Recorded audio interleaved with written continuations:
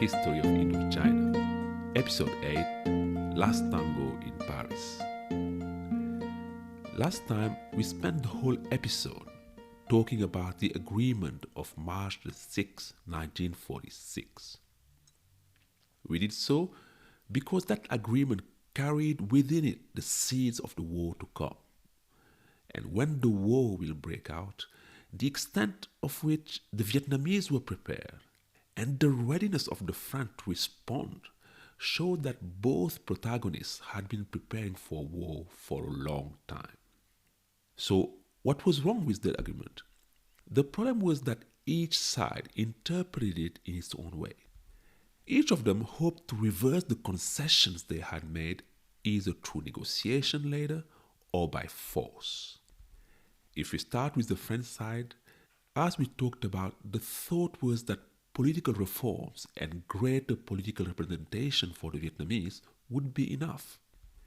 An example of those reforms that the French had in mind was that the Ministry of Colonies became the Ministry of Overseas French Territories.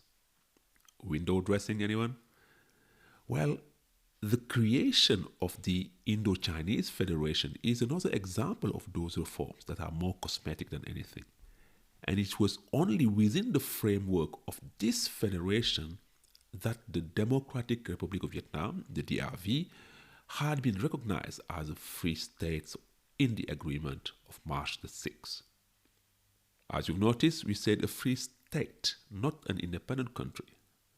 France still controlled military, diplomatic, and economic power. In addition to that, Cochin China was a fully fledged member of this federation, separate from the DRV. Basically, the vocabulary may have changed, but the French made it clear that they wanted a continuation of the colonial system. And understandably, that was less than ideal for Ho Chi Minh. For him and the Viet Minh, independence had already been achieved and proclaimed on September the 2nd, 1945. Ho Chi Minh and his aides had a different understanding of the term quote-unquote free state stated in the March 6 agreement. For them, Vietnam was in the French Union in the same way as Australia or Canada were in the Commonwealth back then, meaning that these countries were completely independent states but integrated into a supranational structure with little restrictions to its sovereignty. Secondly, when it came to Cochin China, you may recall from episode 1 and 2 that since Phan Chu Trinh and Phan Boi Chau in 1920s, Vietnamese nationalism has coalesced around the word Vietnam, meaning the empire proclaimed in 1802 by Gia Long. And that empire went from the Chinese border to the Mekong Delta. For all Vietnamese nationalists, communists or not, Cochin China, or Nam Qui as they called it, was an integral part of their land, full stop. Therefore, it was hard to see how the DRV and France could move forward to a final agreement. Nevertheless, Ho Chi Minh started working on it as soon as the March 6 agreement was signed. His objective was to go to Paris and negotiate there a final agreement with the French authorities that would give the DRV complete independence. Why Paris? Well, it was far from Vietnam, where the colonists and the High Commissioner d'Argent-Lieu were making it clear that Indochina was here to stay. So Ho Chi Minh wanted to bypass the French colonists to deal directly with the new French in Paris. What's more, he hoped Ho Chi Minh had many socialist and communist friends in government in Paris, and he hoped that they would help him in his endeavor. But across the table, Thierry d'Argent-Lieu, the monk cum admiral / high commissioner appointed by General de Gaulle in Indochina, d'Argent-Lieu was doing everything in his power to thwart Ho Chi Minh's plans. The first meeting between the 2 men happened on 24th of March 1946, On that day, Admiral Thierry d'Argentlieu deployed his mighty naval fleet in Ha Long Bay. D'Argentlieu wanted to showcase the power of the French military. He wanted it to just stand there mighty and menacing to scare the bejesus out of Ho Chi Minh. The admiral invited Ho on the flagship vessel, and you can actually find footage on this on YouTube, with Ho leaving the ship and throwing his cigarette in the sea. Ho Chi Minh was greeted with full military honors, but d'Argentlieu patronized him. For Thierry d'Argentlieu, the DRV had to stay within the framework of the Indo-Chinese Federation, meaning that Ho Chi Minh had to report to d'Argentlieu himself and let the admiral deal with Paris. But that was out of the question for Ho Chi Minh, who considered himself as a sovereign head of state. And there was just no way he would be reporting to Thierry d'Argentlieu. So the talks went nowhere. At the end, the two men agreed to schedule another round of talks. And those talks started on the 17th of April 1946 in Dalat. Dalat is a mountain town founded by the French, famous for its mild climate. Different setting, but same dead end. The talks immediately stalled at the same roadblock, Cochin, China, a colony whose status could only be changed by a vote in the French Parliament, according to the French, or Nam Qui, an integral part of Vietnam, according to the Vietnamese. And it was Nguyen Tuong Tam, who was then the DRV's foreign minister, who summed up the situation best when he said, quote, "We agree on one thing only, that is, that we agree on nothing." End quote. Impasse, cul-de-sac, dead end, take your pick. And by the way, Tam is a fascinating character. He's a writer, journalist, cartoonist, and politician, and he's better known by his pen name, Nhat Linh.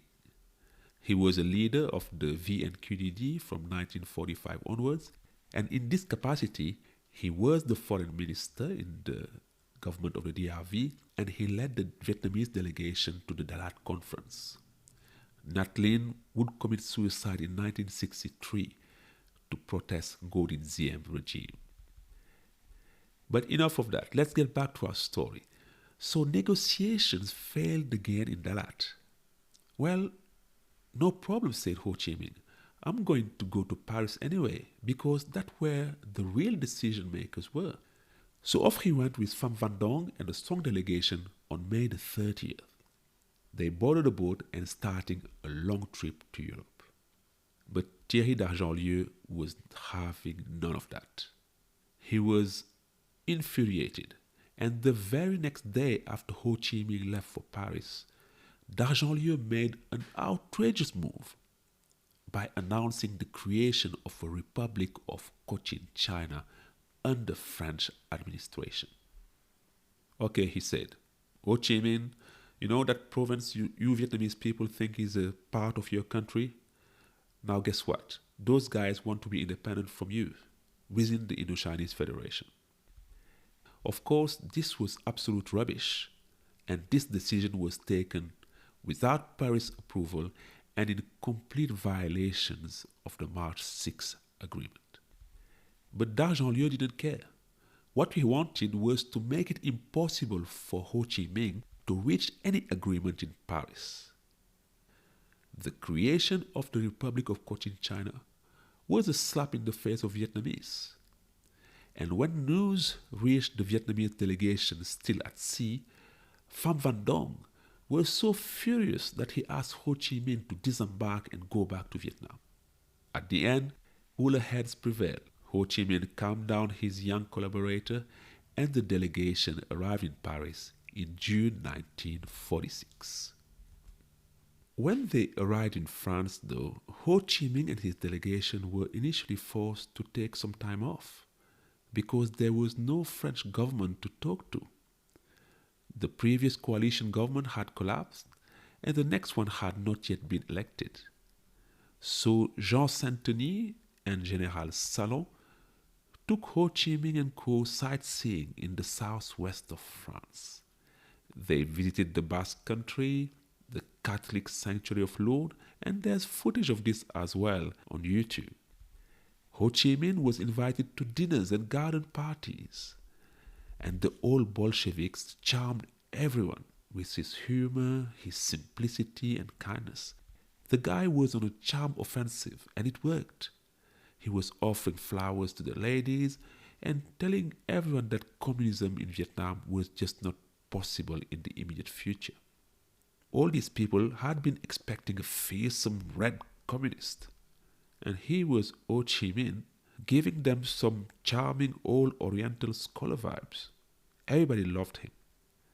And that continued for a while, and it was only in July 1946 that Ho Chi Minh arrived in Paris. He was welcomed like a head of state and even took part in the July the 14th parade, rubbing shoulders with French and foreign dignitaries. All was well in the best of worlds. But the thing was that in 1946, Indochina was not very high on the list of priorities for French politicians.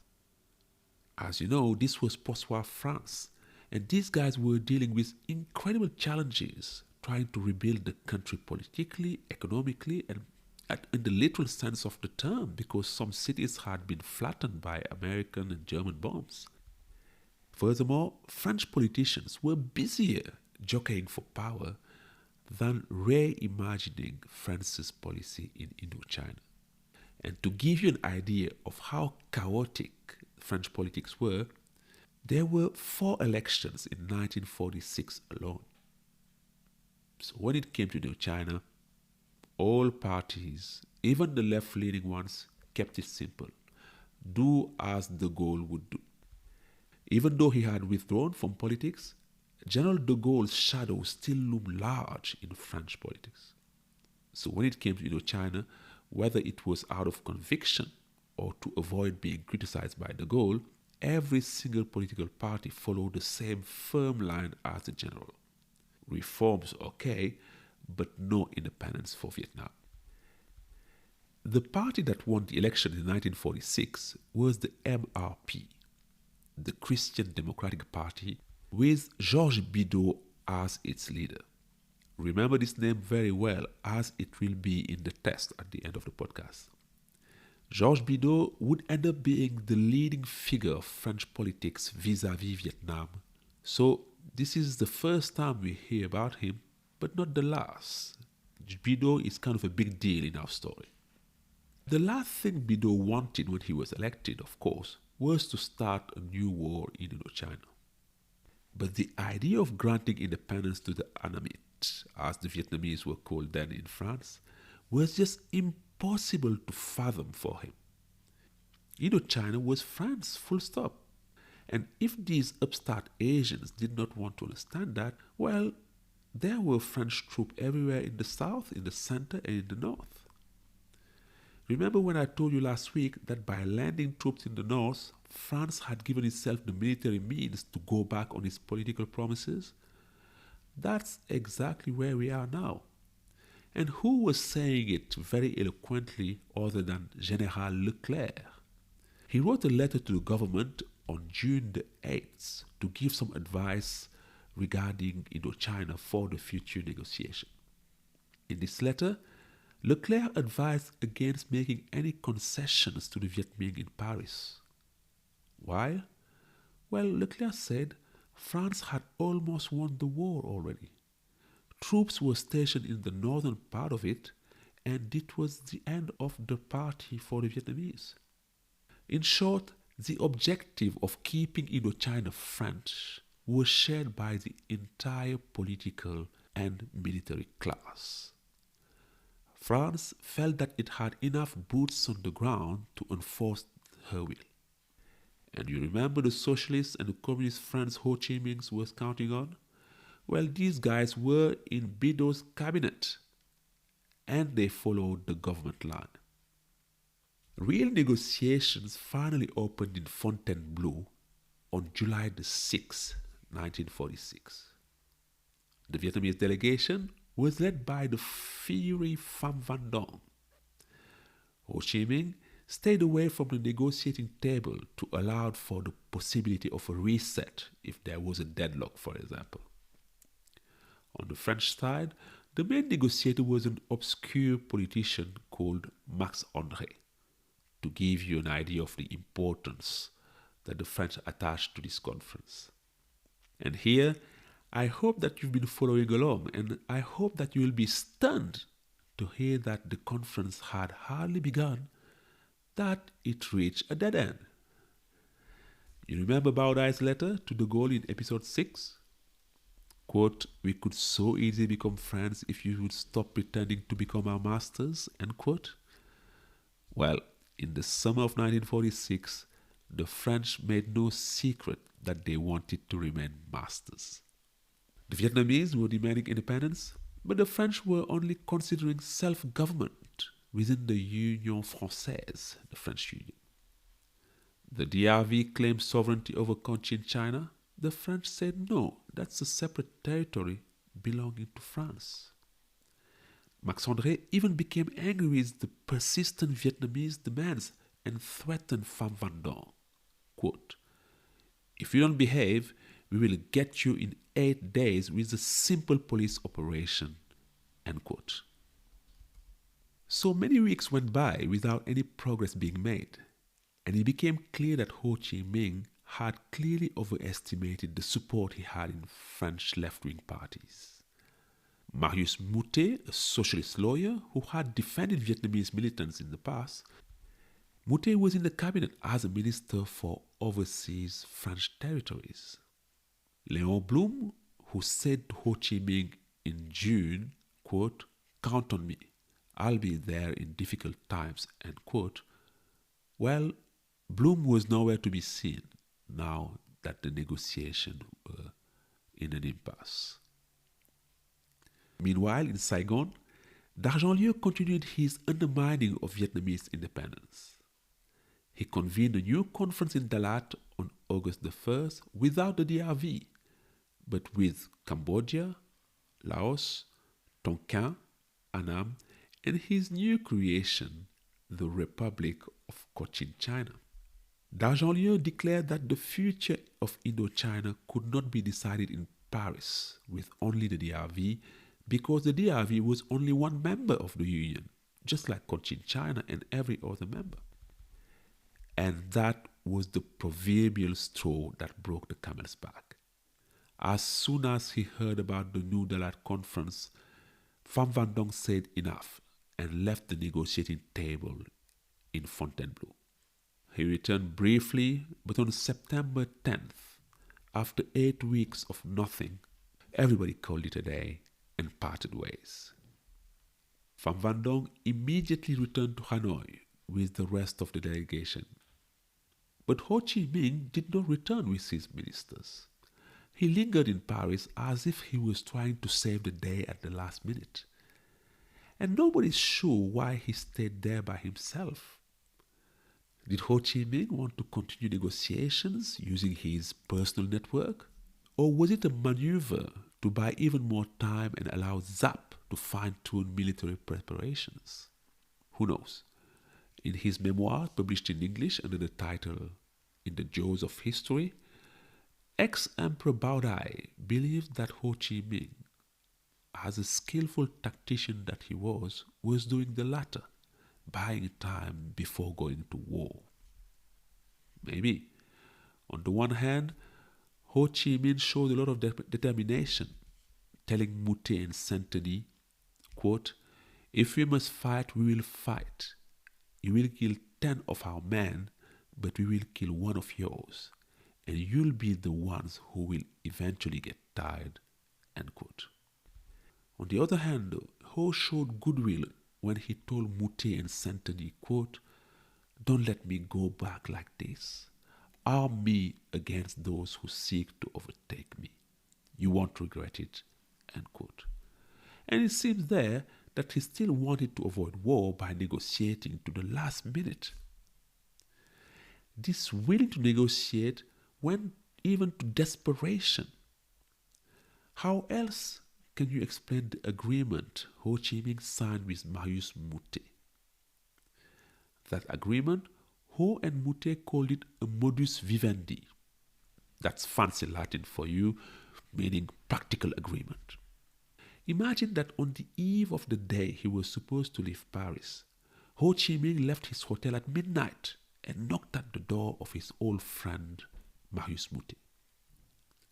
Moutet, who was already in bed, woke up and sat down with Ho Chi Minh. Imagine now that these two guys signed an agreement that safeguarded all French interests in Indochina without mentioning independence for Vietnam. The agreement included a ceasefire in the south and the promise of another round of talks in 1947. But that was it.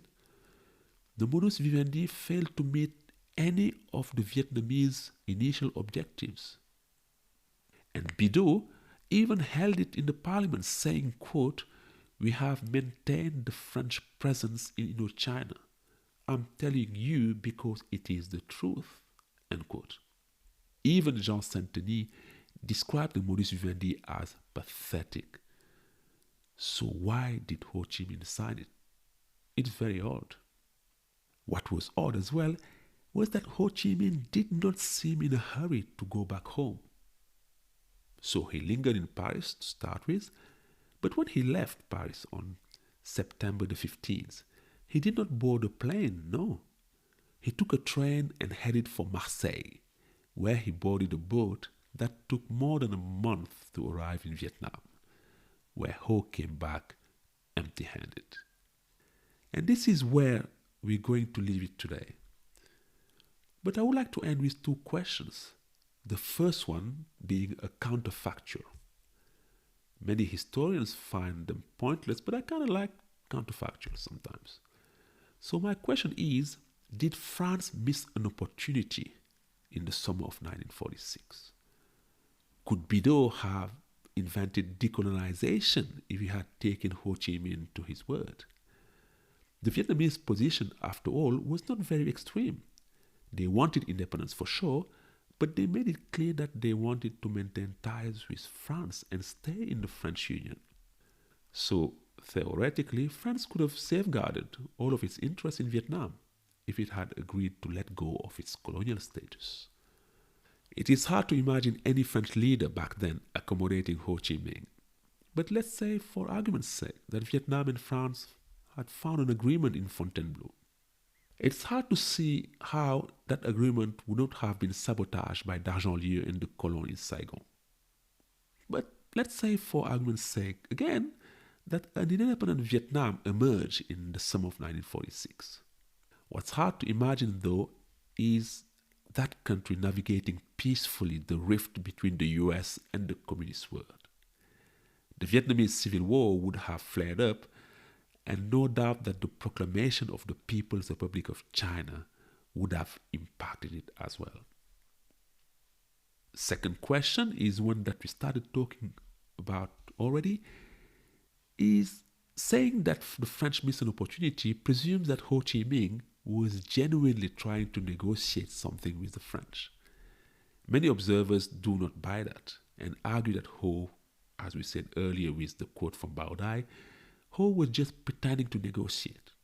What he really was doing was buying as much time as possible for Vo Nguyen Giap's army to be ready for war. And this line of thinking is completely valid. Ho Chi Minh and his crew were not dummies, and they were definitely getting ready militarily. However, in 1946, Ho Chi Minh did not know what we know today, and these guys were not certain that they would come out on top in the event of a war with the French. So they would have taken a settlement if they had had it.